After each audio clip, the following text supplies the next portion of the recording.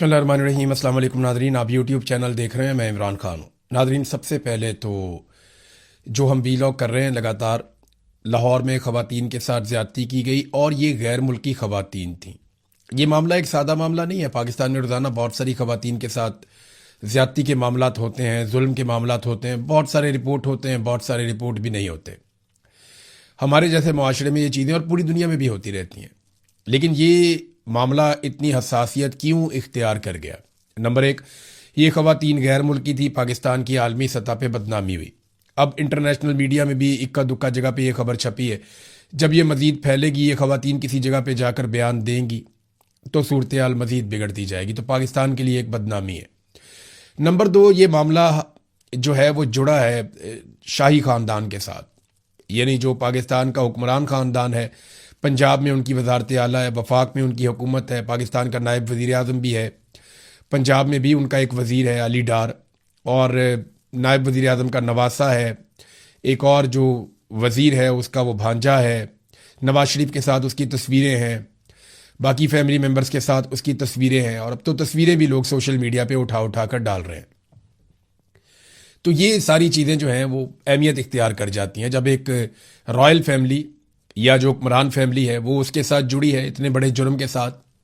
और दूसरा, वो जिन ख़वातीन के साथ जुल्म हुआ वो गैर मुल्की शहरी हैं और ऐसे ममालिक की शहरी हैं जहाँ पे ह्यूमन राइट्स को बहुत ज़्यादा अहमियत दी जाती है। अब एक नई चीज़ सामने आई है जो हिला देने वाली है। देखिए, एक प्रेस रिलीज आई थी DIG फैसल कामरान की, और उस प्रेस रिलीज के अंदर सबसे पहला जो जुमला था वो क्या था? मरियम नवाज इन एक्शन और फिडमु ताडे पुलिस होंदे उत्ते। यानी DIG ने सबसे पहले जो जुमला लिखा वो क्या लिखा कि मरियम नवाज इन एक्शन। उसके बाद बताया जी मरियम नवाज ने हमें हुक्म दिया तो उसके बाद हमने औरतों को 2 घंटे के अंदर बाजियाब करवा लिया। अगर मरियम नवाज हुक्म ना देती तो क्या 2 घंटे में बाजियाब ना होती? तुम लोग ऐसे ही बैठे रहते चुप करके बेशर्मों की तरह। असल कहानी अब खुली है।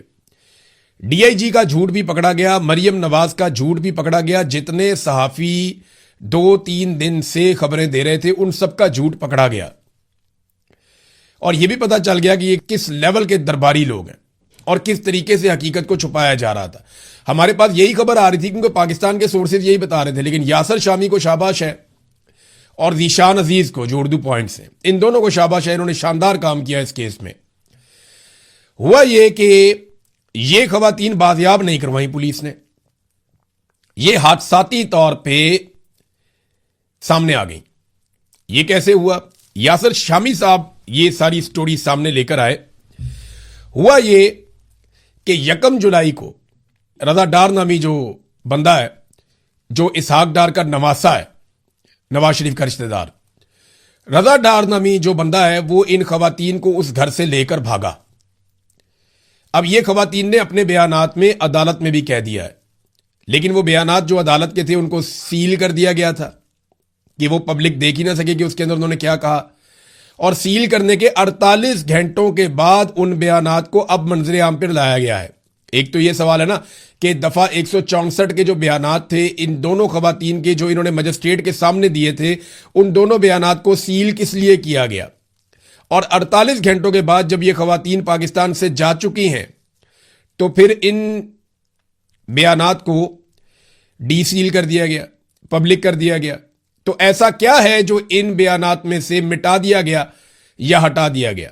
अभी तक तो एक बॉस है जिसे बचाने की कोशिश की जा रही है और सारी कड़ियां मिल मिलकर वापस बॉस की तरफ ही जाती हैं।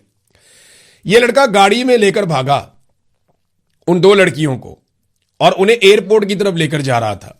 रास्ते में एक टोयोटा का शोरूम है और उसके सामने एक फिल्टर हाउस है। वहां पे ये लड़का हारन दे रहा था, डिपर्स मार रहा था, गाड़ियों को आगे से हटने का कह रहा था, और ऐसा लगता है कि शायद ये इन औरतों को एयरपोर्ट पहुंचाना चाहता था या कहीं शिफ्ट करना चाहता था या पाकिस्तान से बाहर निकालना चाहता था। कुछ ना कुछ तो इसके दिमाग में चल रहा था, लेकिन ये बहुत इमरजेंसी में था, ये गाड़ी भगा रहा था। अब सबूत भी मिल गए हैं। इसने एक फैमिली की जो गाड़ी है उसको पीछे से आके टक्कर मार दी। वहां पे जो है वो गाड़ी उसकी भी रुक गई, वो फैमिली वालों ने अपनी गाड़ी रोक दी। तो अचानक उस गाड़ी में से 2 खवातीन, ये दोनों गैर मुल्की खवातीन, ये उतरती हैं और शोर मचा देती हैं और ये इतना शोर मचाती हैं, इतनी पैनिक हो जाती हैं कि वो जमीन पे बैठ जाती है उनमें से एक खातून, और दूसरी जमीन पे लेट जाती है शोर मचा के। तो वहां पे आवाम की भीड़ इकट्ठी होना शुरू हो गई। तो ऐसे में वो लड़का जो था वो वहां से उस गाड़ी को लेकर भागा जो इन्हें लेकर शिफ्ट कर रहा था। वो गाड़ी लेकर भागता गया और उसकी फुटेज भी यासिर शामी ने 2-3 जगह से इकट्ठी की कि कैसे वो जिग-जैग करता हुआ बहुत रैश ड्राइविंग करके वहां से भागता चला जा रहा है। वो वहां से भाग गया और खवातीन जो है वो अवाम के हत्थे चढ़ गई। अवाम वहां पे आसपास चारों तरफ वहां पे इकट्ठे हो गए और फिल्टर हाउस वाली जगह पे उनको पानी शानी पिलाया, पुलिस को कॉल की 15 पे। तो इस तरीके से वहां पे पुलिस पहुंचना शुरू हुई।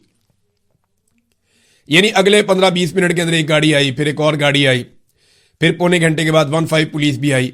तो सारी पुलिस थोड़ी देर के बाद इकट्ठी हो गई और उन खवातीन को अपने साथ लेकर चली गई। वो जिस बंदे की गाड़ी ठोक के भाग गया था रजादार, उस गाड़ी का कोई पुरसाने हाल ही नहीं है।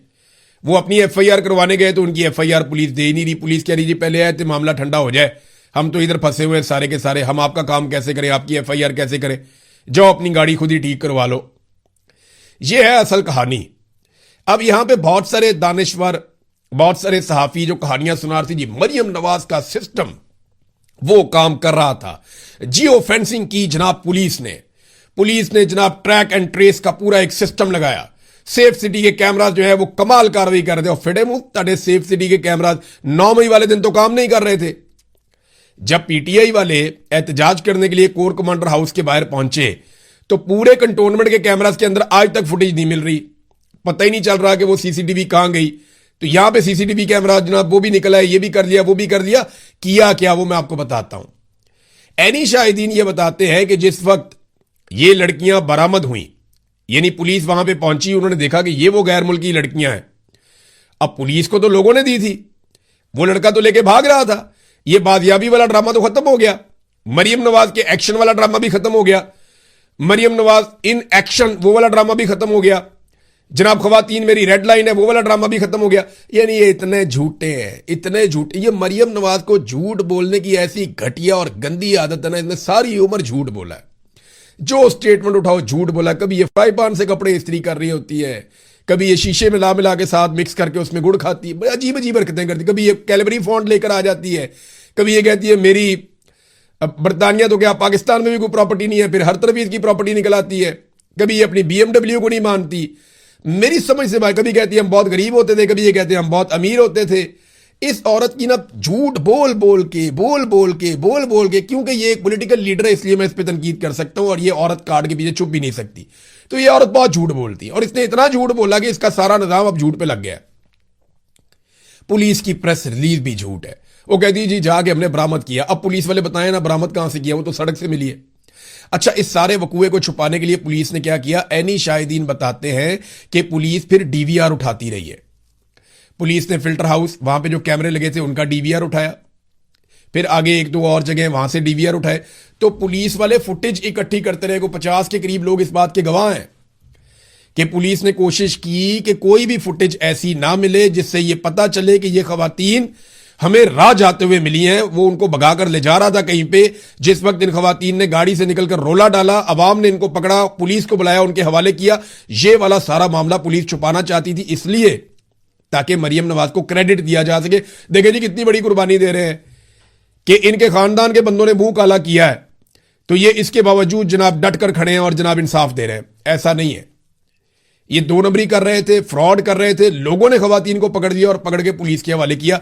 ये बात अब खुल चुकी है। यासिर शामी को एक मरतबा फिर शाबाश, और बहुत सारे हकायक सामने लाने पर, क्योंकि एक एक कड़ी को जोड़ा है ज़ीशान अजीज ने, उन्हें भी शाबाश मिलनी चाहिए इस केस में। 1-2 और वकला हैं वो बड़ा अच्छा काम कर रहे हैं और वो चुप करके काम कर रहे हैं, खामोशी से। वो नहीं चाहते कि उनकी इंफॉर्मेशन बाहर आए।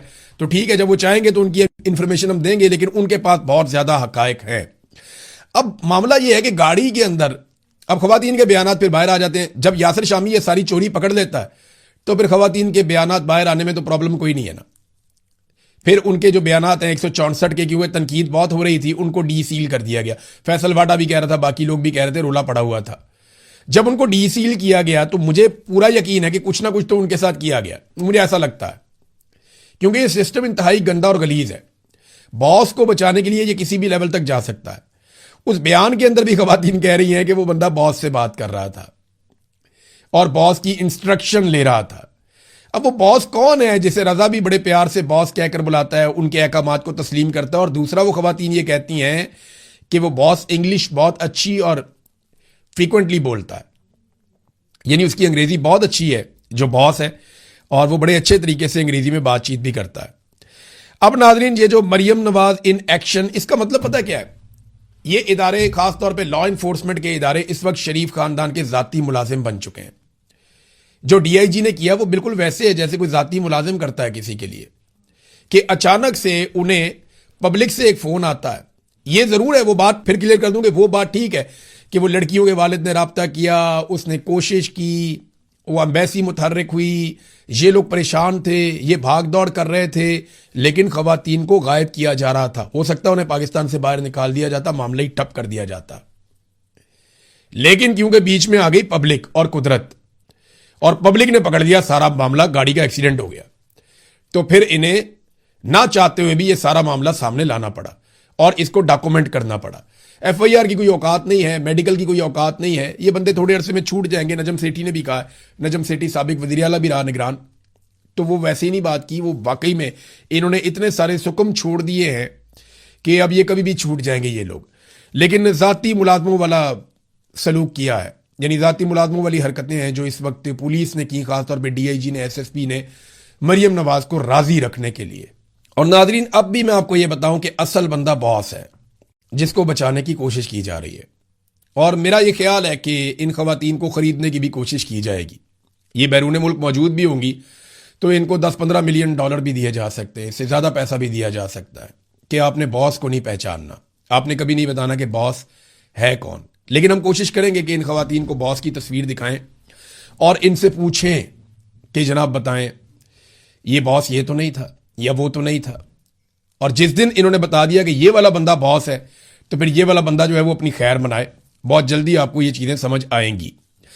अब नाजरीन, आज़ाद कश्मीर में एक नई अपील की गई है और ये उमर नज़ीर कश्मीरी साहब ने की है। ये अपील मैं आपके सामने रखता हूं। उन्होंने कहा जी, आज़ाद कश्मीर के तीनों डिवीजन, बिलखसूस एहलियान मुजफ्फराबाद, झेलम वैली और नीलम वैली के अवाम से मेरी अपील है कि शौकत नवाज मीर और दीगर सैकड़ों निहत्ते अवाम की जबरी गुमशुदगियों, कश्मीरियों के कत्लेआम और मुतालबात पर अमल दरामद के लिए भरपूर कुव्वत के साथ कल बरोज एतवार घरों से बाहर निकले और भरपूर एहतजाज करें। जुल्म और जबर के आगे हमने झुकना नहीं है, बल्कि पुरअमन और साबित कदम रहकर इस तहरीक को कामयाबी से इम्कनार करना है। मेरी जो बरतानिया में लोग मौजूद हैं उन सबसे दरखास्त है कि कल लंदन में, चाहे आप पाकिस्तान के सेटल्ड एरिया में, दूसरे एरिया में रहने वाले हैं, या आप आज़ाद कश्मीर के रहने वाले हैं, आप जम्मू कश्मीर के शहरी हैं, आप आज़ाद कश्मीर के शहरी हैं, आप पंजाब के शहरी हैं, सिंध के, बलूचिस्तान के, खैबर पख्तूनख्वा के, गिलगित बल्तिस्तान, आप किसी भी इलाके के शहरी हैं, आप अगर बरतानिया में रहते हैं तो आप कल के एहतजाज में ज़रूर शिरकत करें और बड़े पैमाने पर एहतजाज करके ये साबित करें कि मिलिट्री एस्टेब्लिशमेंट के चंद किरदारों के आगे ना कश्मीरी घुटने टेकेंगे, ना पाकिस्तानी घुटने टेकेंगे। हम जमहूरियत के लिए, आज़ादी इज़हार राय के लिए, अपने हुकूक के लिए, ख़ास तौर पे इंसानी हुकूक के लिए और सच्चाई के लिए लड़ेंगे। हम पीछे नहीं हटेंगे। हर पाकिस्तानी को निकलना चाहिए और इसके ऊपर आवाज़ उठानी चाहिए। इसी तरह उन्होंने आज़ाद कश्मीर में भी ये कॉल दी है। दूसरी जानिब आज़ाद कश्मीर में अब गद्दारी के पोस्टर्स लगाए जा रहे हैं, जॉइंट अवामी एक्शन कमेटी के खिलाफ पोस्टर्स लगाए जा रहे हैं, मखसूस जगहों पर और फौरन तस्वीर बना ली जाती है उसकी कि जनाब ये देखें अवाम उनके खिलाफ होगी, हालांकि ऐसा कुछ नहीं है। अबसार आलम ने बड़ी अजीबोगरीब खबरें देना शुरू कर दी हैं। अबसार आलम आपको पता है कि मिलिट्री एस्टेब्लिशमेंट के बहुत करीब है और इसको साबिक दौर में नवाज शरीफ ने सरकारी मुलाजिम भी बनाया था, पैमरा का इसको मुलाजिम लगाया था। तब इसने कहा था कि मैं दोबारा कभी भी सहाफत में नहीं आऊंगा, लेकिन फिर दोबारा थूक के चाटा, दोबारा सहाफत के अंदर आ गया। तो अबसार आलम कहता है जी, शौकत मीर से जो तहकीकात हुई हैं और जो सिक्योरिटी इदारों के पास सबूत है, अब ये कह रहे हैं जी इसको सिक्योरिटी इदारों नहीं दिए ना सबूत, वो कहता है जी कि उससे ये बात साबित हो चुकी है कि अवामी एक्शन कमेटी की लीडरशिप तहरीक तालिबान पाकिस्तान के लोगों से राब्ते में थी, यानी फितनतुल खवारिज अल हिंदुस्तान, उसके साथ अवामी ज्वाइंट एक्शन कमेटी के लोग राब्ते में थे। ये शौकत नवाज मीर से तहकीकात में इंकशाफ हो गया। माहिर दहशतगर्दों को कश्मीर में लाने की कोशिशें की जा रही थीं। ये सुने आप कि जनाब दहशतगर्दों को कश्मीर में लाने की कोशिशें की जा रही थी ताकि मुसल्लह तसादुम हो। ये जनाब अफसार आलम साहब, ये एजेंडे पे ऐसे काम होता है। आपको याद है इसको डी चौक में लाशें भी नजर नहीं आती थी, इसको डी चौक में गोलियां भी सुनाई नहीं देती थी। ये कोशिश करता रहा कि लोग मरते हैं तो मरते रहे, लेकिन मैं नवाज शरीफ की नौकरी करूं। इसी तरह इसने हमेशा मरियम नवाज की बहुत खिदमत की है, इस आदमी ने बहुत। जो मरियम नवाज ने कहा मुझे लगता है इसने हमेशा वही किया। अब चेयरमैन पैमरा के तौर पे तो ये आदमी इतना खिदमत गुजार था, इतना खिदमत गुजार था मरियम नवाज का कि मैं आपको बता नहीं सकता।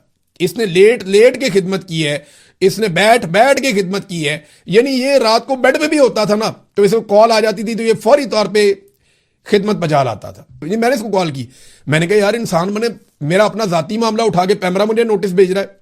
अगर मेरा किसी के साथ जाती झगड़ा हो गया है तो पैमरा का इसमें क्या लेना देना है। ओ नहीं इमरान भाई आप समझें यार बात, ऊपर से प्रेशर आ जाते हैं।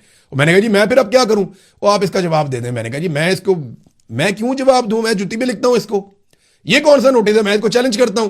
तो इसने कहा नहीं अच्छा चले आप जवाब ना दें, दफा करें, आप गुस्सा ना करें बस। ये इसकी औकात थी टोटल इस बंदे की, ये इसके हालात हैं। बहरहाल चले वो वक्त गुजर गया, अभी ये वक्त भी गुजर जाएगा, लेकिन लोग एक्सपोज हो जाते हैं जैसा कि ये शख्स एक्सपोज होता चला जा रहा है। नाज़रीन, इमरान खान साहब और बुशरा बीबी साहब जो दोनों हैं उनके जो कैद तन्हाई वाला मामला है उस पर अदालत ने, मैंने आपको बताया था ना, एक फैसला महफूज किया है। वो महफूज फैसला सामने आ गया है। अब बड़ा इंटरेस्टिंग है, जरा ये आप सुनिएगा। इस्लामाबाद हाई कोर्ट ने कहा कि इमरान खान और बुशरा बीबी को अगर कैद तन्हाई में रखा गया है तो क्यों रखा गया है, किस कानून के तहत रखा गया है, कितनी देर के लिए रखा गया है और क्या यह सजा है।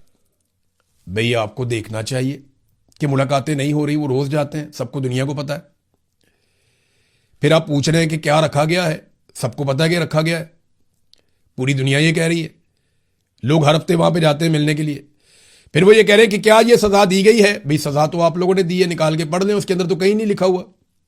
पीछे जो आपने रिमार्क्स दिए उनमें आपने ये कहा भी था, और जो तारीख दे दी है ना सुपरिटेंडेंट ऑफ अडियाला जेल को, वो 6 अगस्त तक की तारीख दे दी, आज से 1.25 महीने बाद की, 1 महीने से भी ज्यादा दिन। यानी आज 4 जुलाई है तो 6 अगस्त तक की तारीख दे दी। मैं वजह बताऊं क्यों ये एस्टेब्लिशमेंट के कहने पे डिले हुआ है। वजह यह है कि पाकिस्तान तहरीक इंसाफ के अंदर एक डिबेट हुई थी आज से कुछ अर्सा पहले कि 5 अगस्त को मुल्क गिर बड़ा एहतजाज किया जाएगा, लेकिन उसकी अनाउंसमेंट नहीं की गई क्योंकि एस्टेब्लिशमेंट ने मना कर दिया था कि आपने इसको जल्दी अनाउंस नहीं करना। अगर एहतजाज करना भी पड़े, बहुत दबाव हो अवामी, तो आप इसको अनाउंस करें 1 हफ्ता पहले, 1.5 हफ्ता पहले, बस इतना पहले अनाउंस करें ताकि लोग ज्यादा तैयारियां ना कर पाए, सोशल मीडिया को ज्यादा मौका ना मिले। तो उन्होंने अभी तक पाकिस्तान तहरीक इंसाफ ने इसको अनाउंस नहीं किया। तो अब उससे पहले इमरान खान साहब की अगर जब वो एहतजाज अनाउंस करेंगे तो कोई एक आधी मुलाकात करवा दी जाएगी और बाद में आके सुपरिटेंडेंट ऑफ अडियाला जेल 6 तारीख को ये कह देगा कि जनाब हमने तो मुलाकात करवाई है, और पिछले 3 साल का रिकॉर्ड सामने रख देगा कि जनाब ये तो अदालतों में आते रहे, ये वाली मुलाकात हुई, बहन भी मिली, ये भी मिला, वो भी मिला, बच्चों से बात करवाई, अभी बच्चों से एक आधी बात करवा देंगे, ये चीजें ले जाके अदालत में दिखा देंगे जनाब ये है। तो ये बातें जो है ना, अब आम आदमी को, मेरे जैसे जो नालायक लोग हैं जिन्हें पता ही नहीं है अदालतों की कार्रवाई का, हमें भी समझ आना शुरू हो गई है कि अदालतें किस तरीके से खेल रही हैं। नाज़रीन, एक तारीखी नौयत का जनाजा हुआ है आयतुल्लाह अली खामनई का, और बहुत बड़े पैमाने पे अवाम ने शिरकत की है। पूरी दुनिया से वफूद गए हैं जिन्होंने जाकर शिरकत की। पाकिस्तान से भी वफद गया, पूरी दुनिया से वफूद आए, बहुत सारे ममालिक से, खासतौर पर मुसलमान ममालिक से, और उन्होंने आकर शहीद आयतुल्लाह अली खामनई का नमाज जनाजा पढ़ा है। अवाम बहुत बड़ी तादाद में निकली है। तफसीलात में आपको नेक्स्ट वीलॉग में बताऊंगा। अब तक के लिए इतना ही। अपना ख्याल रखिएगा, अपने चैनल का भी। अल्लाह हाफिज।